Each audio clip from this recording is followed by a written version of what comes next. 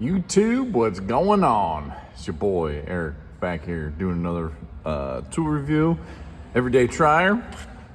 Thanks for showing up. Today we're doing the Milwaukee 296720.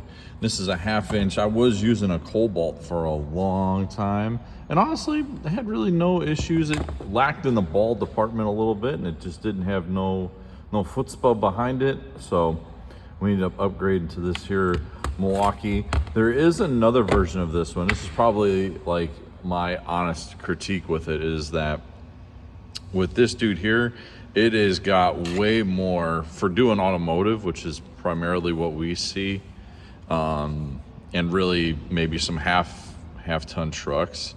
Like, this is pretty overkill, to be honest with you. And the other one I was mentioning,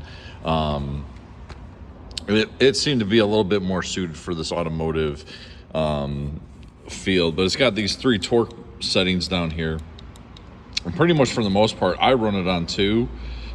If I get like a stubborn axle nut, or like doing a wheel bearing or something, right, and you got to get them axle nuts, especially on like the European stuff where they got that Allen nuts in there, then I'll flip it on 3, and it doesn't even, it's not phased, it doesn't care, it just eats. You could probably pull off like Pilot Bud 11R225 wheels with these, probably no problem. I would put this up against a 3/4 air gun any and all day.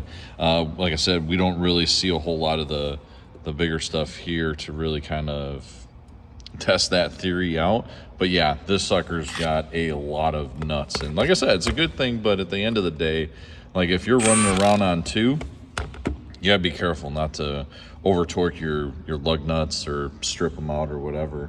It says that it's got 1,200 foot-pounds putting stuff on and 1,600 foot-pounds taking stuff off. So like I said, it eats. Boy, does she go. It's an awesome tool.